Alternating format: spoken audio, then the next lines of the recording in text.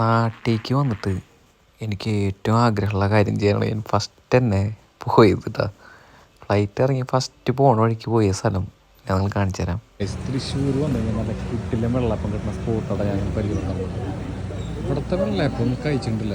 എൻ്റെ കൂടിൻ്റെ കിട്ടില്ല